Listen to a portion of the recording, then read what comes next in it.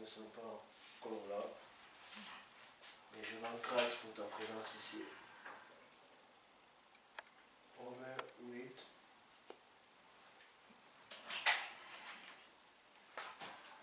Romains 8, verset 6 et le 7. De même, l'Esprit aussi nous vient en aide dans notre faiblesse.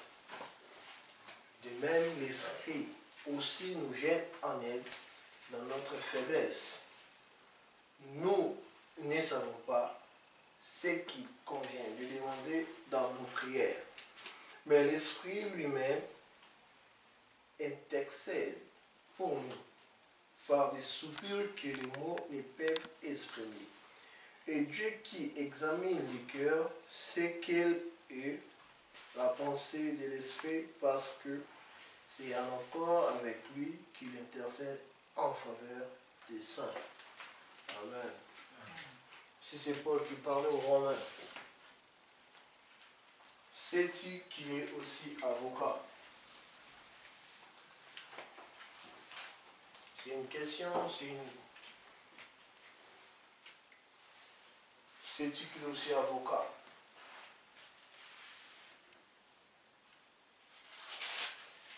Nous prenons l'esprit, des fois juste comme une source de pouvoir.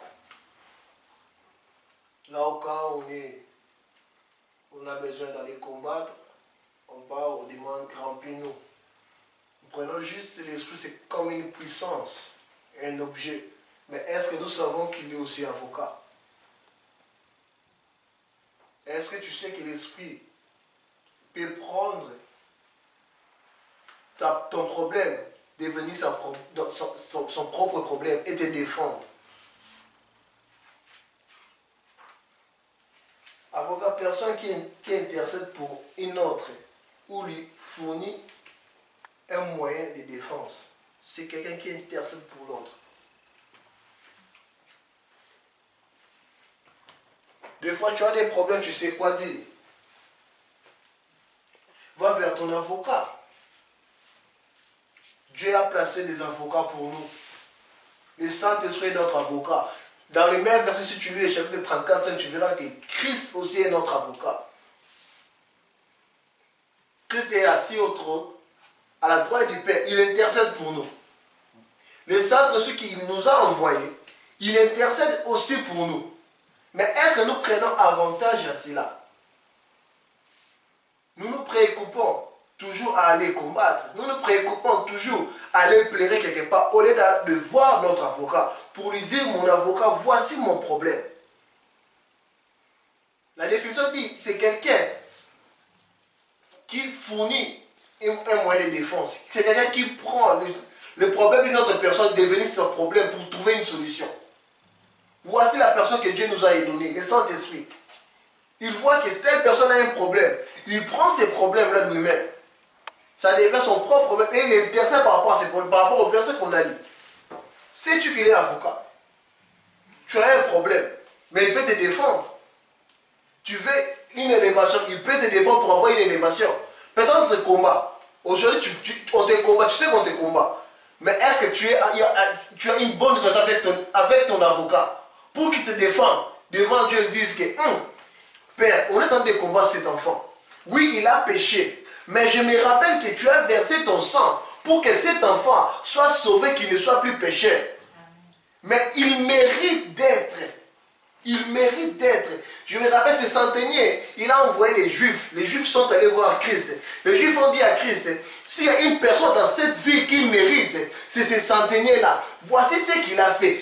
Les Juifs sont devenus des avocats de ce centenier. De la même façon, le Saint-Esprit peut devenir l'avocat de nos problèmes. Oui, s'il y a une personne dans ce monde qui mérite d'être élevée, d'être bénie, c'est ton fils. Mais tu étais mort pour lui. Ne néglige pas le Saint-Esprit, il est ton avocat. Il n'est pas seulement une puissance. Il n'est pas seulement si c'est quoi, il est aussi avocat. Il est là aussi pour te défendre. Des fois, tu n'as pas de force, tu dis avocat, moi j'ai plus de force. Ce problème est plus que moi. Je sais quoi faire. Défends-moi.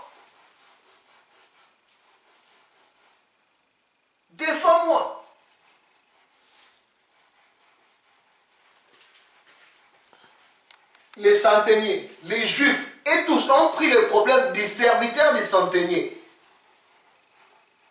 qui étaient malades. Ils intercédaient pour les serviteurs.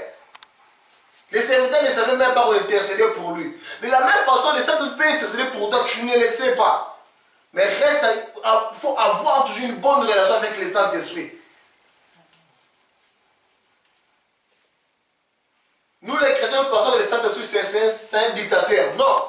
C'est notre meilleur ami, c'est notre avocat. Il est là pour nous écouter. Non seulement nous écouter, il est là aussi pour nous aider, pour intercéder pour nous. Tu peux avoir des amis, des parents qui prient pour toi, mais il n'y a personne qui peut prier pour toi comme le Saint-Esprit. Il intercède nuit et jour pour toi. Même quand toi tu ne peux plus, lui il intercède. Des fois, moi je peux me fatiguer, je dis non, j'ai trop prié sur un état, je ne vais pas prier. Dieu va faire, je ne vais pas prier, je dois me reposer. Mais lui, il ne se repose pas. Alors si tu négliges cet avocat, si tu n'as pas le temps d'aller parler à ton avocat, si tu n'as pas le temps d'avoir une bonne relation avec ton avocat, tu crois qu'il pourra te défendre comme il faut? Il pourra te défendre comme il faut. Même dans ce moment où quand quelqu'un a un problème, quand il prend un avocat, cet avocat de temps en temps, ils sont à contact avec ces personnes-là pour savoir qu'est-ce qui s'est passé. Ils viennent, ils demandent, ils sont tout le temps à contact. De la même façon, nous devons se rester tout le temps à contact avec le Saint-Esprit. Négliger la personne la plus négligée aujourd'hui dans l'église, c'est le Saint-Esprit. Les pasteurs sont élevés, les missions sont élevées, les diacres sont élevés, les fidèles sont élevés. Lui, notre avocat, la personne qui est même l'intermédiaire entre nous et Dieu, est négligée.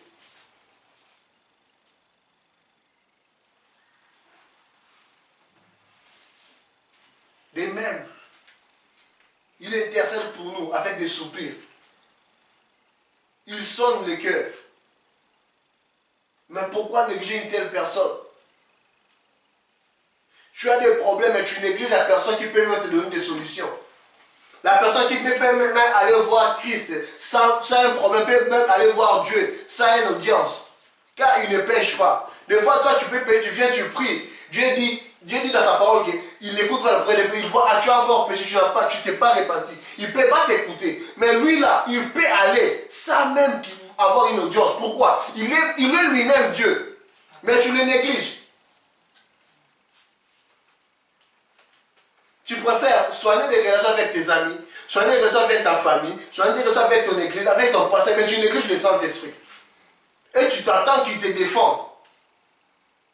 Tu te permets de dire, Dieu, tu m'as abandonné. Non. Lui-même, il a dit, je ne vous abandonnerai pas.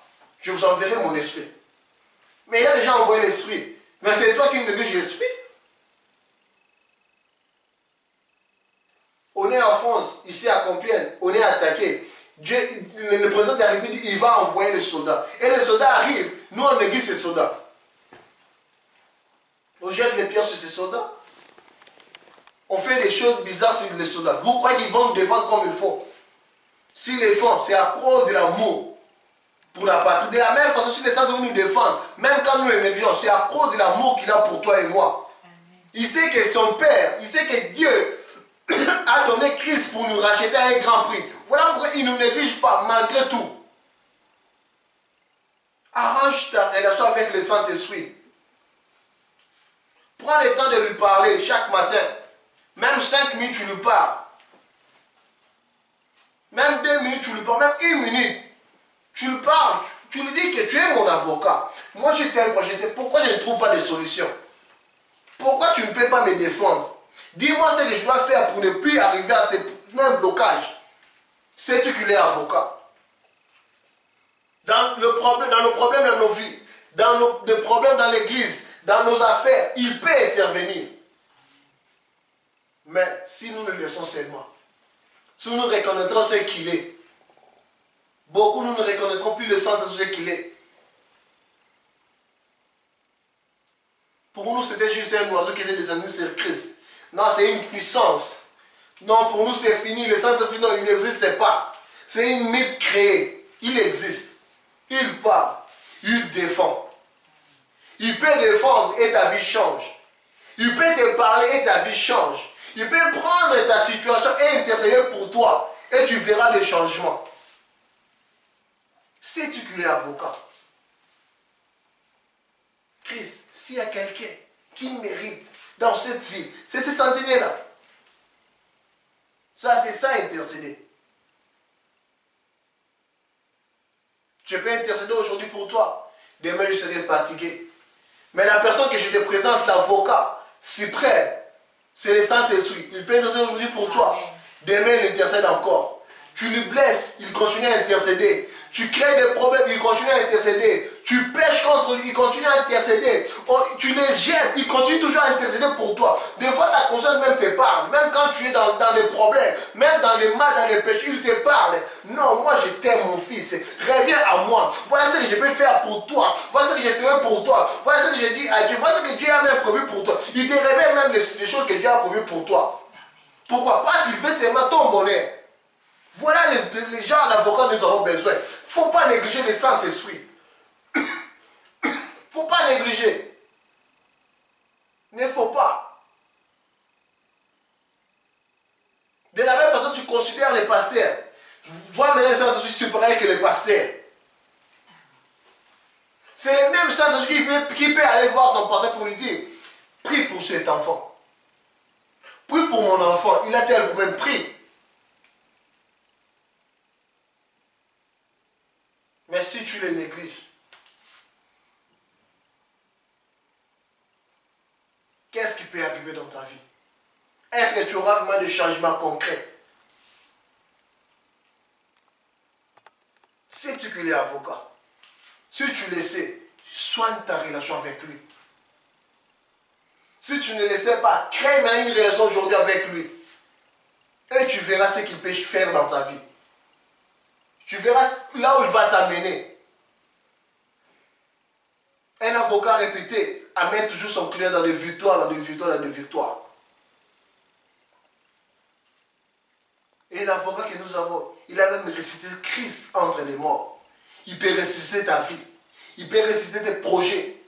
Il peut amener le changement dans ta vie.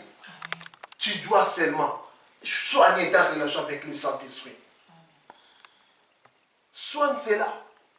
De la même façon que tu soignes ta relation avec les hommes dans ce monde, soigne aussi cette relation avec cette personne qui ne va même pas te trahir, qui ne va même pas prendre tes problèmes pour aller dire ça n'importe où.